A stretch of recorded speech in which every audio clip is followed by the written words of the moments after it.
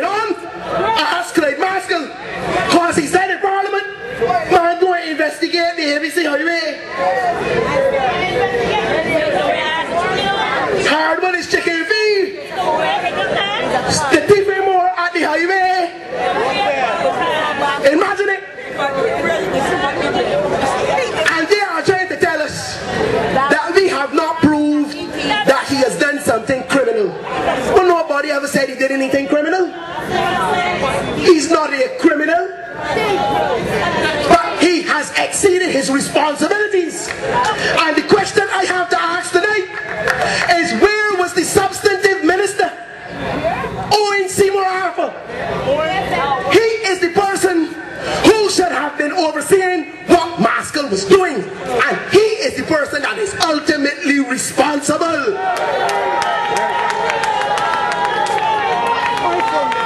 Imagine it.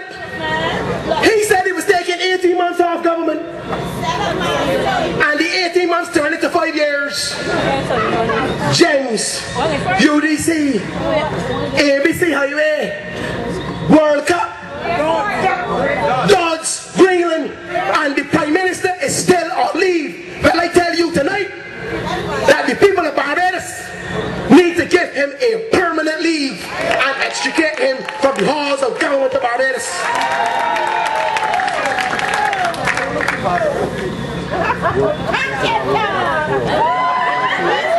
Let me say, because I have 5 more minutes to go, so let me use them judiciously.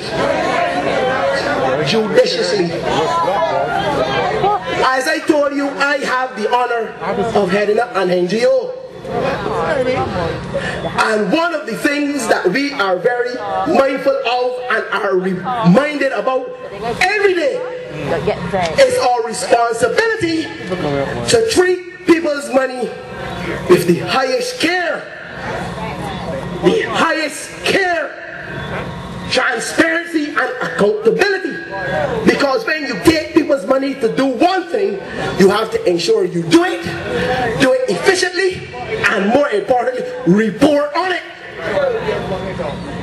Many years ago, I sat down with my colleagues and wrote a draft law governing how civil society organizations should function in relation to getting resources and spending them.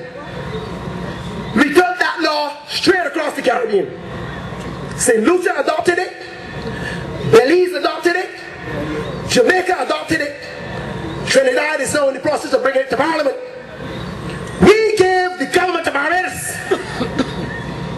a copy of that, and they said that they were going to implement it because they feel that it is important for transparency and accountability. I am telling you this tonight, that it's a serious thing when anybody in Barbados establishes a non-governmental organization, a charity, or a civil society organization, receives money and uses that money for purposes other than it was intended. I am telling you tonight that there is an NGO in Barbados called the St. Peter Development Fund. You might have heard of it before. Ask the Prime Minister. He is familiar with it. He or his wife. All 2 of them, but the one that now. His wives. Ask them. At least the 2 we know about.